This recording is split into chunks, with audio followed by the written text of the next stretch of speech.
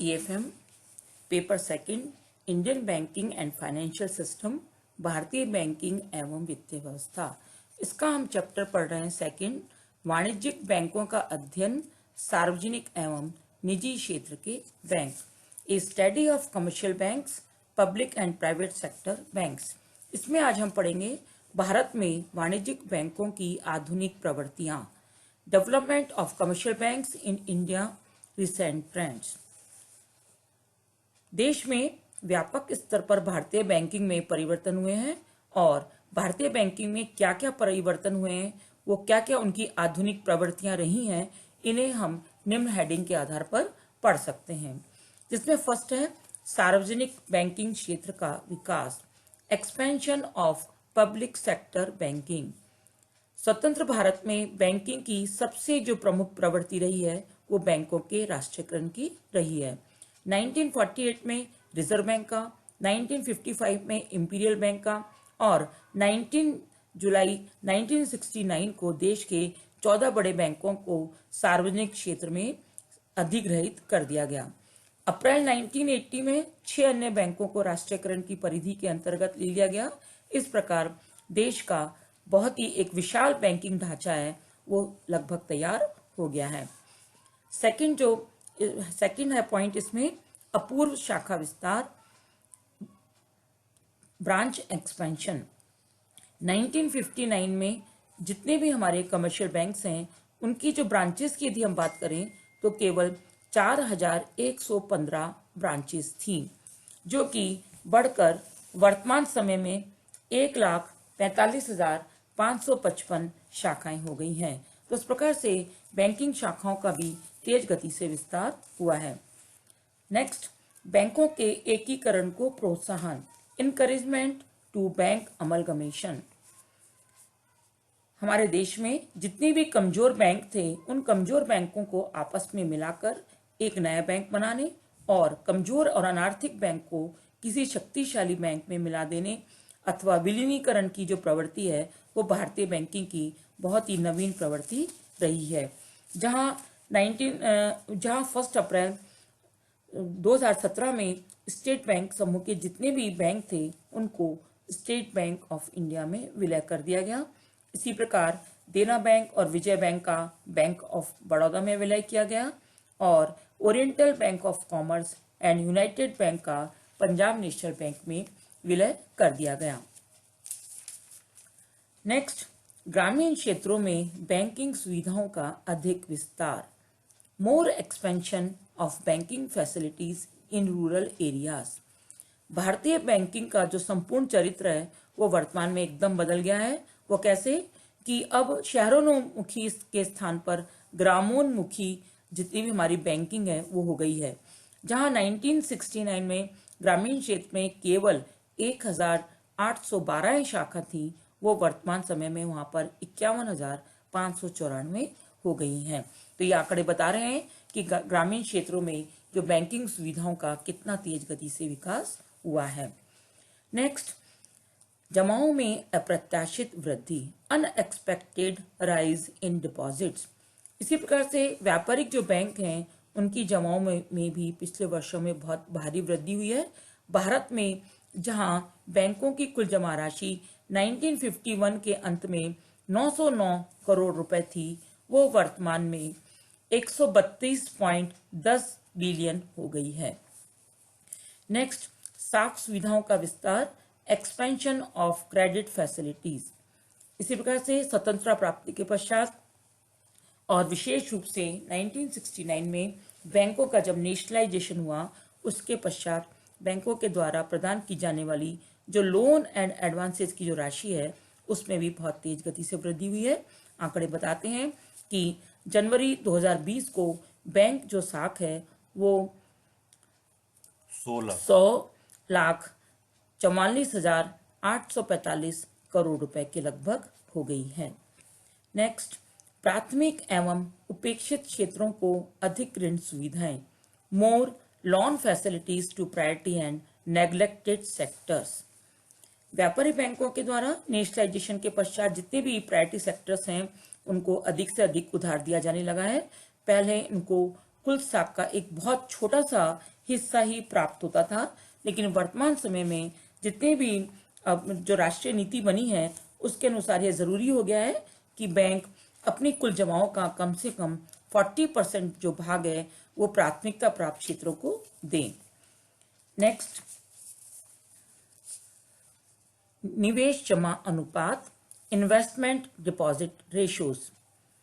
बैंकों के राष्ट्रीयकरण के पश्चात व्यापारिक बैंकों का जो विनियोग जमा अनुपात है वो भी पहले की तुलना में बहुत अधिक हो गया है। जहां वो पहले केवल 23.1% था, वो वर्तमान में बढ़कर 44.29% हो गया है। नेक्स्ट, पूंजी तथा कोषों का निक्षेपों से अनुपात, ratio of capital and reserves to deposits. Bharat में बैंकों की प्रदत्त पूंजी तथा कोषों का जो जमाओं से जो अनुपात है वो निरंतर कम होता जा रहा है कि जहां पहले यह अनुपात 9% था वो वर्तमान में गिरकर केवल 0.5% ही रह गया है। इससे क्या प्रतीत होता है? इससे यह प्रतीत होता है कि भारतीय बैंकों के प्रति जो जनता का विश्वास है वो बहुत तेज गति से बढ़ा है। नेक्स्ट, वैधानिक तरल अनुपात, स्टैट्यूटरी लिक्विडिटी रेशियो। भारत के अंतर्गत प्रत्येक अनुसूचित जो व्यापारिक बैंक को अपनी कुल जमाओं का एक निश्चित प्रतिशत जो भाग है वो तरल कोषों के रूप में रखना होता है और वर्तमान में जो यह दर है वो 18% है। नेक्स्ट, जमा बीमा योजना, डिपॉजिट इंश्योरेंस। हमारे देश में जमा बीमा योजना प्रारंभ है। सन 1960 में फ्लाई सेंट्रल बैंक और लक्ष्मी बैंक के फेल हो जाने के पश्चात भारत में बैंकों के प्रति जमाकर्ताओं का जो विश्वास है वो डगमगा गया था। अतः बैंकों के प्रति गिरते इस जन विश्वास को रोकने के लिए 1 जनवरी 1962 को जमा बीमा तथा साख गारंटी निगम की स्थापना की गई है। और इसकी स्थापना का मुख्य उद्देश्य क्या है कि जितने भी छोटे छोटे जमाकर्ता हैं द्वारा जमा कराई गई राशि को सुरक्षा और संरक्षण प्रदान करना है। नेक्स्ट, इसमें रिजर्व बैंक का बढ़ता हुआ नियंत्रण, इंक्रीजिंग कंट्रोल ऑफ आरबीआई। जब से भारतीय बैंकिंग अधिनियम 1949 बना है और reserve bank of India act 1934 आया है, तब से रिजर्व बैंक का जो अन्य बैंक है उनके ऊपर नियंत्रण है वो बहुत तेज गति से बढ़ता जा रहा है। नेक्स्ट, इसमें अग्रणी बैंक योजना, lead bank scheme. Professor FKF Nariman की अध्यक्षता में एक कमेटी गठित की गई थी और उन्होंने सुझाव दिया कि बैंकिंग विकास के लिए लीड बैंक स्कीम लागू की जानी चाहिए। और लीड बैंक स्कीम क्या है? लीड बैंक वह बैंक है जिसे एक या एक से अधिक जिलों में बैंकिंग विकास और आर्थिक विकास एवं सुविधाओं का अग्रणी उत्तरदायित्व सौंपा गया है। नेक्स्ट, इसमें नवीन आकर्षक योजनाएं, न्यू एट्रैक्टिव प्लान्स। वर्तमान समय में व्यापारिक बैंकों के द्वारा कुछ वर्षों में बचत की प्रवृत्ति को प्रोत्साहन देने के लिए, अपनी जमाओं में वृद्धि करने के लिए और देश की सामान्य जनता को अधिक से अधिक लाभ पहुंचाने की दृष्टि से कई नवीन योजनाओं का शुभारंभ किया गया है।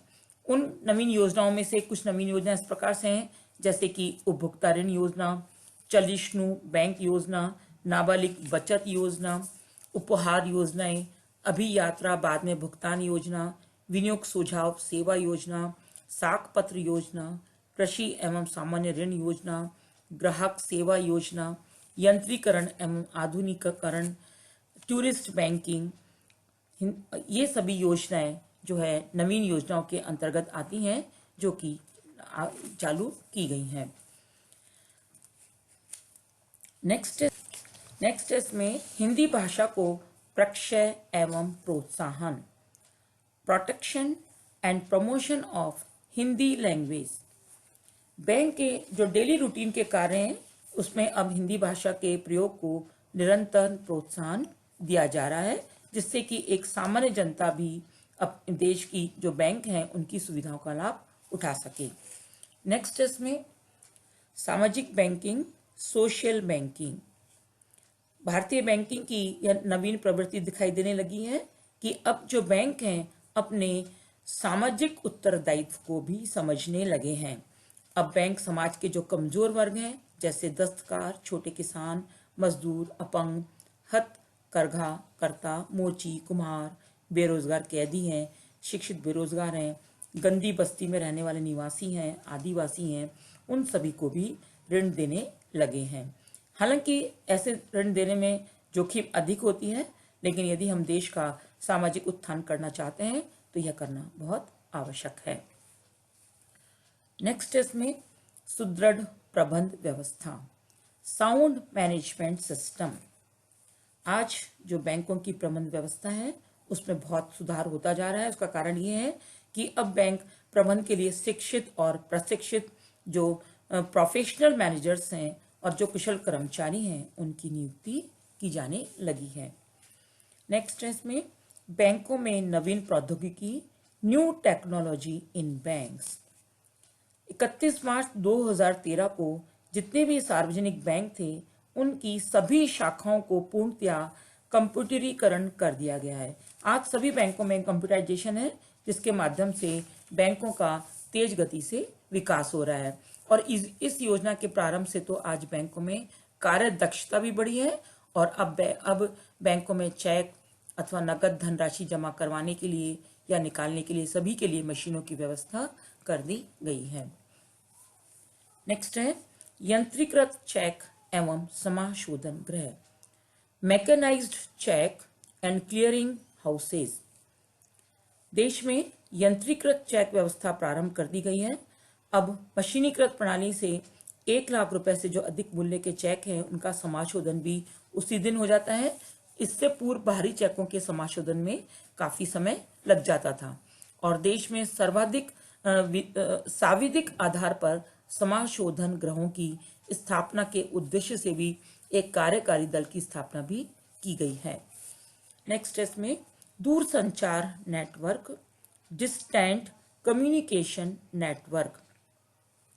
आज बैंकिंग उद्योग के लिए नेट संचार व्यवस्था भी लागू की गई है और इस कार्यक्रम के संचालन से डिमांड ड्राफ्टों का भुगतान, निधियों का तार अंतरण, चेकों का अंतर नगरीय समाशोधन एवं विदेशी विनिमय दर निर्धारण आदि कार्य भी बहुत सरल हो गए हैं। नेक्स्ट ग्राहक सेवा, कस्टमर सर्विस। आज बैंकों का जो ध्यान है वो कस्टमर्स की ओर गया है और बैंकों का ध्यान अब ग्राहक सेवा की ओर आकर्षित हुआ है। बैंकों ने बेहतर ग्राहक सेवा के लिए बहुत सारी योजनाएं भी क्रियान्वित की हैं। नेक्स्ट बिल संस्कृति का विकास, डेवलपमेंट ऑफ बिल कल्चर। बैंकों ने बिलों के भुगतान कार्य की प्रगति की ओर भी ध्यान दिया है, जिसे कि हम बिल संस्कृति कहते हैं। नेक्स्ट है बहुस्थानीय बैंक खाते। इस सुविधा के अंतर्गत ग्राहक एक ही बैंक की कई शाखाओं में खाते खोलकर उन्हें चला सकते हैं और ये शाखाएं एक शहर में भी हो सकती हैं और किसी अन्य शहर में भी हो सकती हैं। ऐसे बैंक की जो चेकबुक है उसका जो उपयोग है वो कस्टमर ट्रेवलर्स चेक के रूप में भी कर सकता है। Next automatic teller machine, ATM. ATM को एनी टाइम मशीन के नाम से भी हम पुकारते हैं क्योंकि इस मशीन से हम 24 घंटे जब चाहे पैसा निकाल सकते हैं। एटीएम में ग्राहक पैसा निकाल सकता है, पैसा जमा करा सकता है, नई चेकबुक ले सकता है और खाते की भी पूरी जानकारी ले सकता है। तो अब ज्यादातर जो बैंक हैं अपने यहाँ एटीएम मशीन उन्होंने लगा रखी है और एटीएम की सबसे बड़ी सुविधा यही है कि ग्राहक अपनी सुविधा के अनुसार कभी भी यहाँ से पैसा निकाल सकते हैं।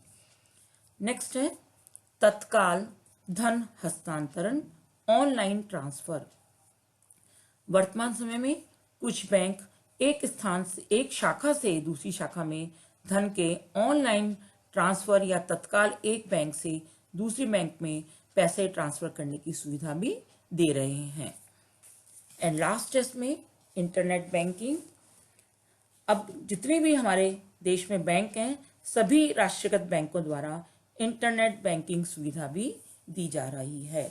तो निष्कर्ष के रूप में हम यही कह सकते हैं कि उदारीकरण की नीति के बाद भारतीय बैंकिंग व्यवस्था विदेशी बैंकों से बहुत ज्यादा प्रभावित हुई है और विगत कुछ वर्षों में भारतीय बैंकिंग क्षेत्र में अनेक महत्वपूर्ण परिवर्तन दिखाई देने लगे हैं। इससे देश का संपूर्ण बैंकिंग स्वरूप भी बदल गया है।